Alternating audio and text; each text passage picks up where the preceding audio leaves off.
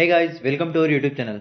अगर आप SSC railway और बैंकिंग की तैयारी कर रहे हैं तो अगले 15 से 20 मिनट आपके लिए बहुत ही बेनिफिशियल होने वाले हैं, क्योंकि आज हम जो भी सवाल करेंगे वो पिछले पेपर में आए हुए सवाल हैं और यही सवाल बार बार एग्जाम में रिपीट होते हैं। तो वीडियो को एंड तक देखना, क्योंकि यही सवाल आपको डाटा बदल कर एग्जाम में देखने को मिलेंगे।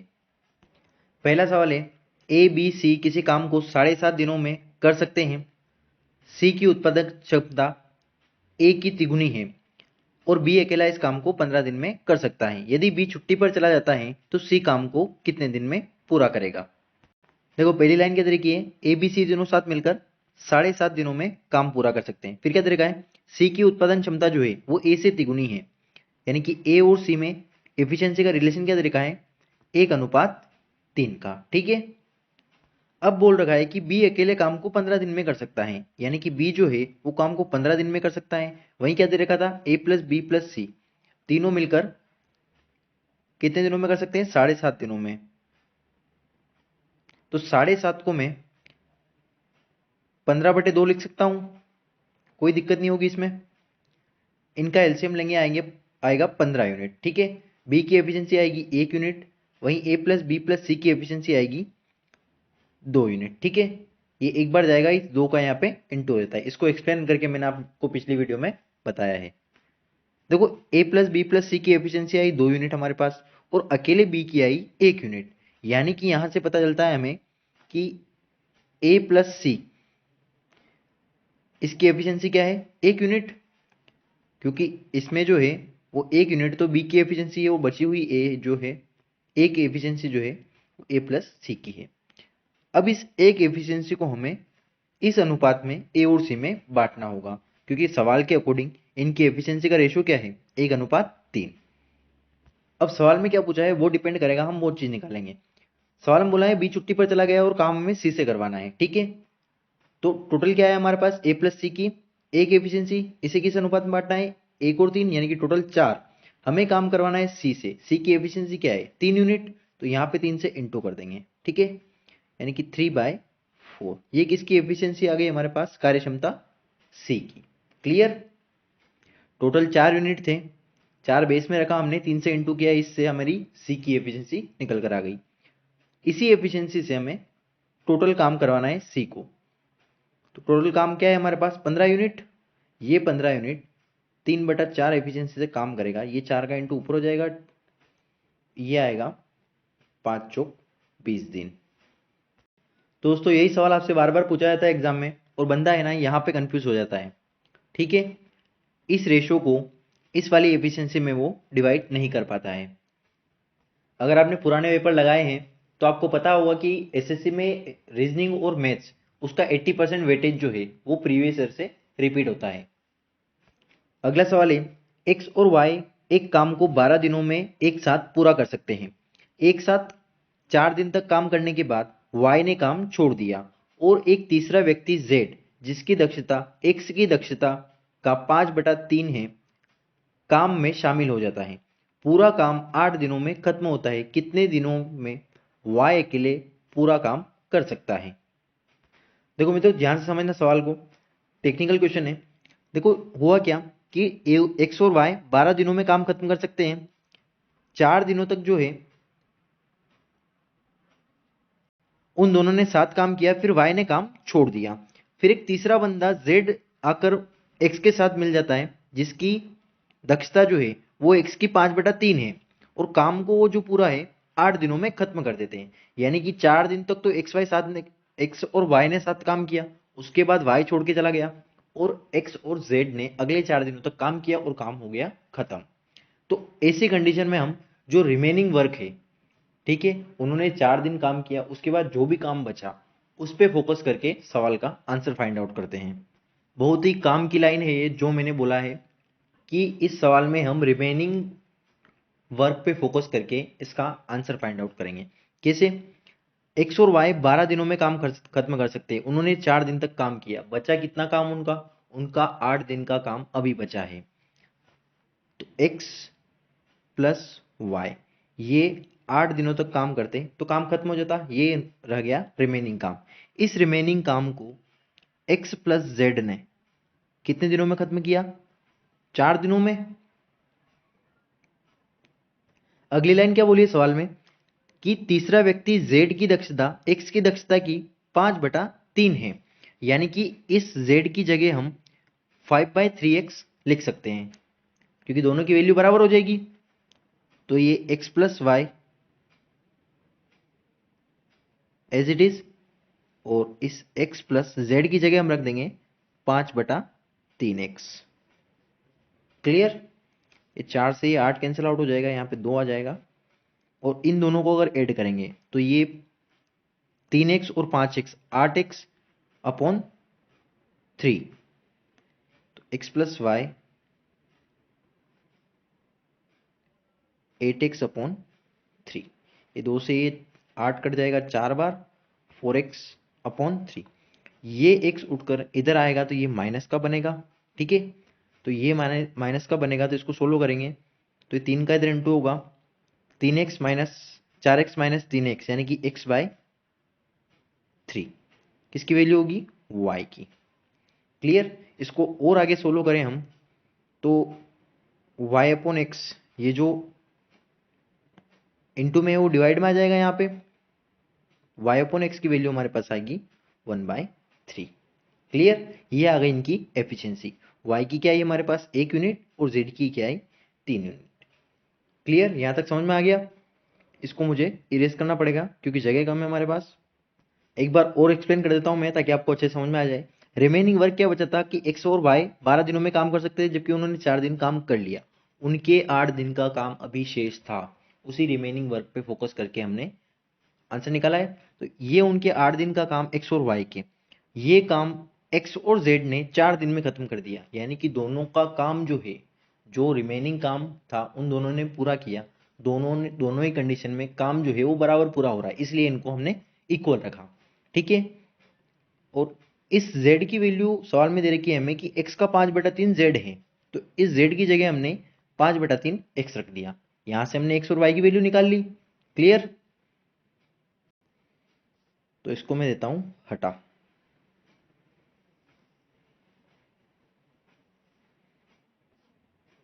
देखो अब हमें काम जो है वो y से पूरा करवाना है। क्लियर? उसके लिए हमें चाहिए टोटल वर्क। टोटल वर्क कहां से निकल कर आएगा? पहली लाइन से। x और y जो है वो 12 दिनों में काम कर सकते हैं।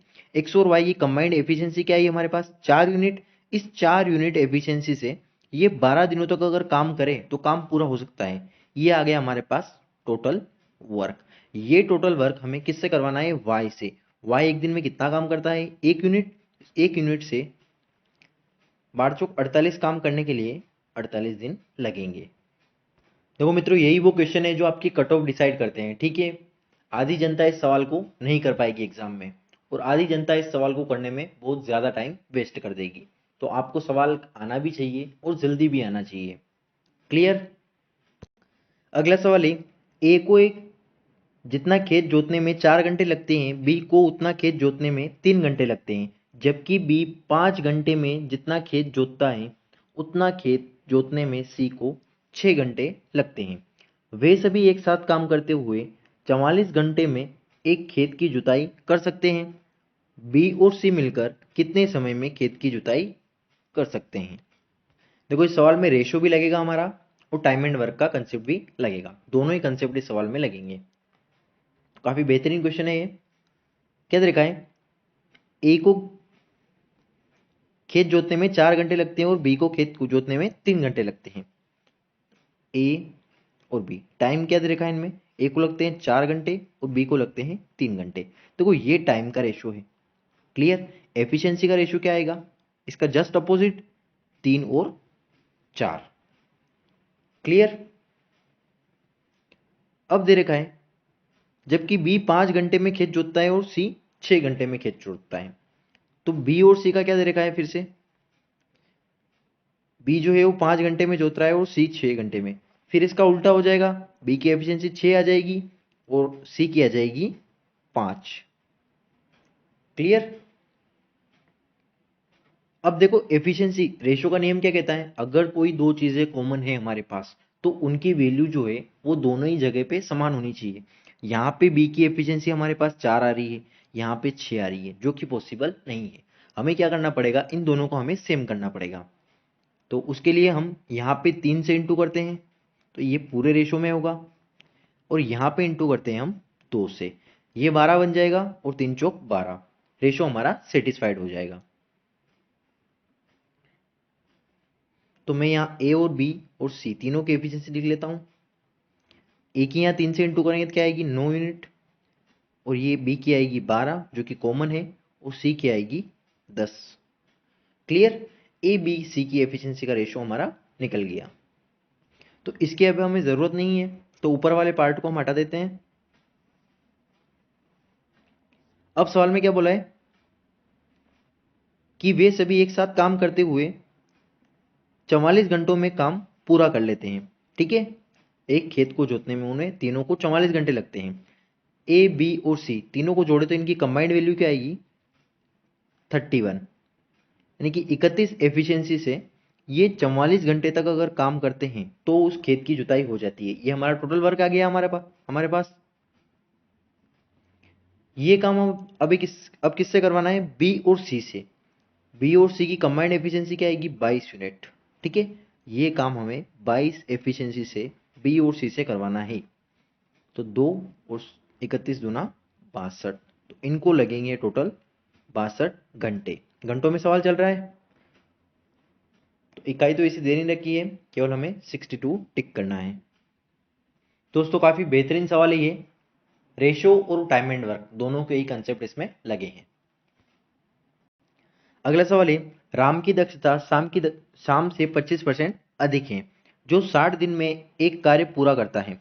घनश्याम को काम पूरा करने के लिए राम और श्याम द्वारा एक साथ लिए गए दिनों की तुलना में 6 सही 2/3 दिन कम लगते हैं। राम और श्याम 16 दिनों तक काम करते हैं, उसके बाद दोनों ने काम छोड़ दिया, तो घनश्याम शेष कार्य को कितने दिन में पूरा करेगा। तो जैसा जैसा सवाल की लैंग्वेज है हम उस तरीके से सोल्व करेंगे सवाल को। राम की दक्षता जो है वो श्याम की दक्षता से 25% अधिक है। 25% की फ्रैक्शन वैल्यू क्या होती है 1/4, यानी कि राम से श्याम की दक्षता का अनुपात क्या आएगा हमारा 5 और 4 का।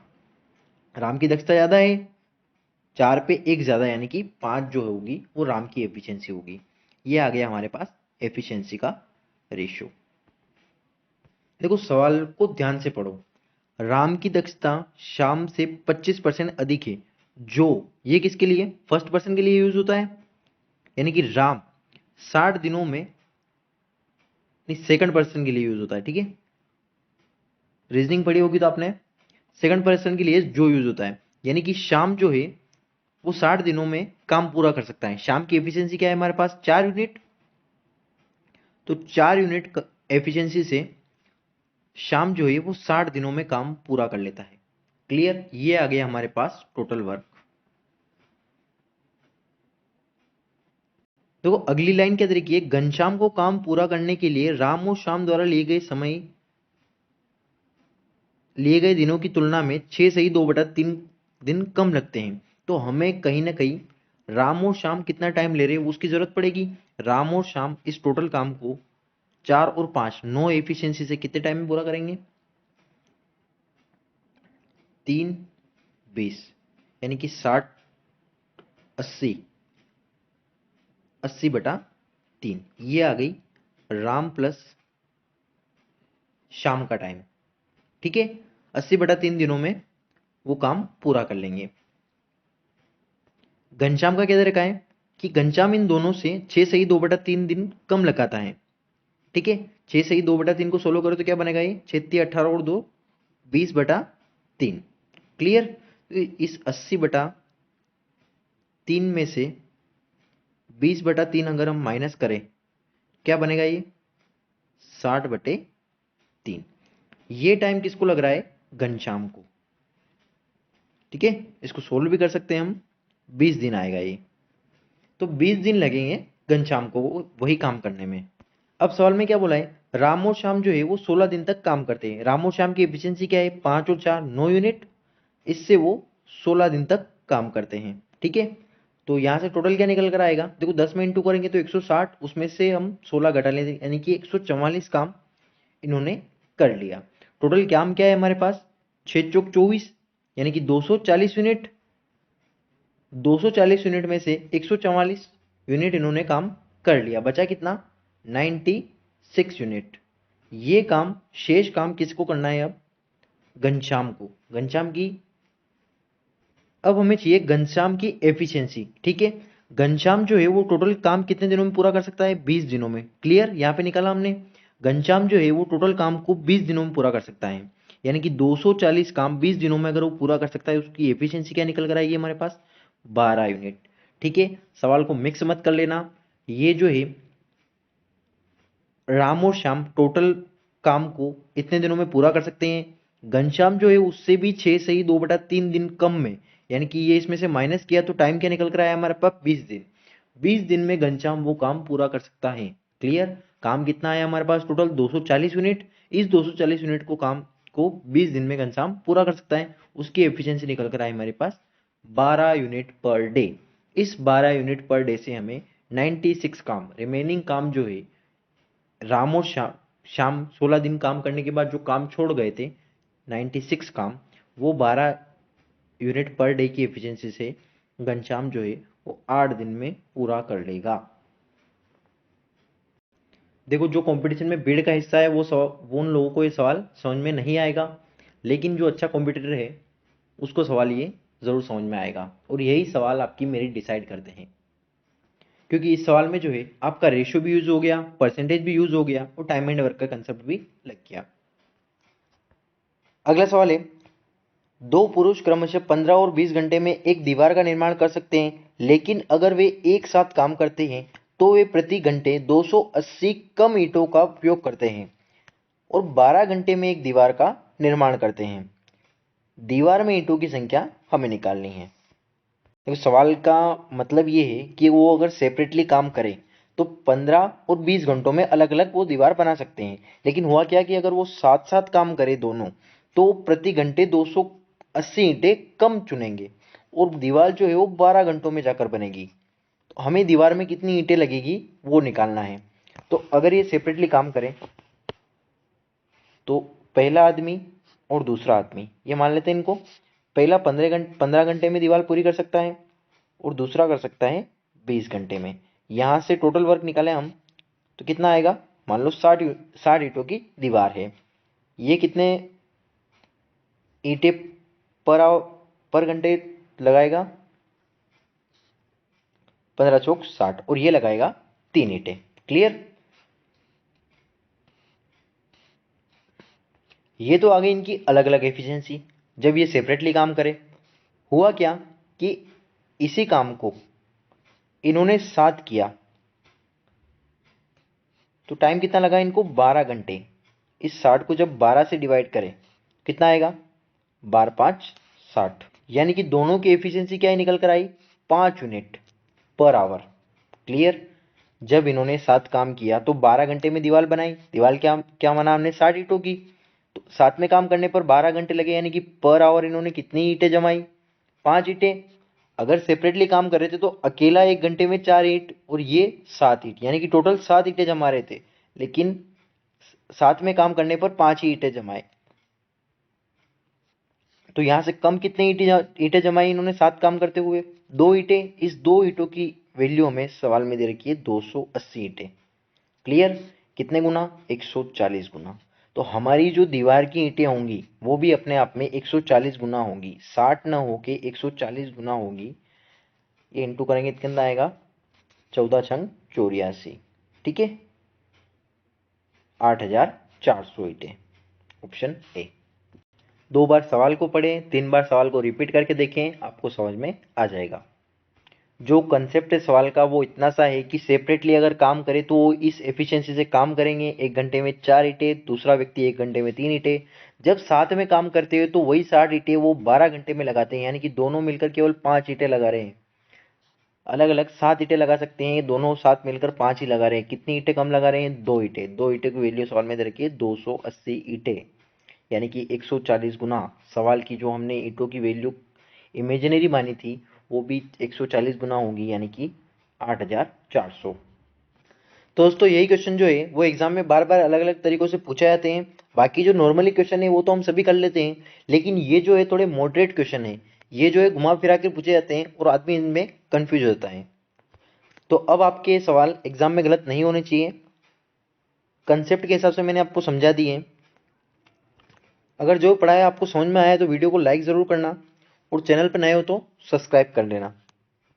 और आपको अगर किसी भी टॉपिक का फुल डिटेल नॉलेज चाहिए, बिल्कुल बेसिक से लेकर एडवांस तक के क्वेश्चन, तो आप प्लेलिस्ट में से कोई भी एक टॉपिक स्टार्टिंग से लेकर एंड तक देखना। आपको उस टॉपिक से रिलेटेड जितने भी क्वेश्चन एग्जाम में बनते हैं वो सारे उस प्लेलिस्ट में देखने को मिल जाएंगे। और अगर आपके आसपास कोई बंदा नया नया एग्जाम की तैयारी, गवर्नमेंट एग्जाम की तैयारी करने के लिए आया हो तो उसको ये चैनल ज़रूर सजेस्ट करना, क्योंकि सारी चीज़ जो है वो बेसिक से पढ़ाई जा रही है और बिल्कुल हाई लेवल तक पढ़ाई जा रही है। यानी कि अगर आपने एक बार पढ़ लिया अच्छे से तो आप उस कैपेबल हो जाएंगे, ताकि कि आप जो मॉडरेट क्वेश्चन है एग्जाम के, जो भी अपडेट देती है एग्जाम, वो आप सेल्फ कर पाएँ। यानी कि जीवन में आपको दूसरी बार पढ़ने की ज़रूरत नहीं पड़ेगी, क्योंकि एग्जाम के बेस पे जितने भी कंसेप्ट बनते हैं और जितने भी एग्जाम पुरानी पेपर में आए हुए क्वेश्चन, वो सारे इन शीटों में मैंने कवर किए हैं। दोस्तों मिलते हैं अगले वीडियो में। बाय।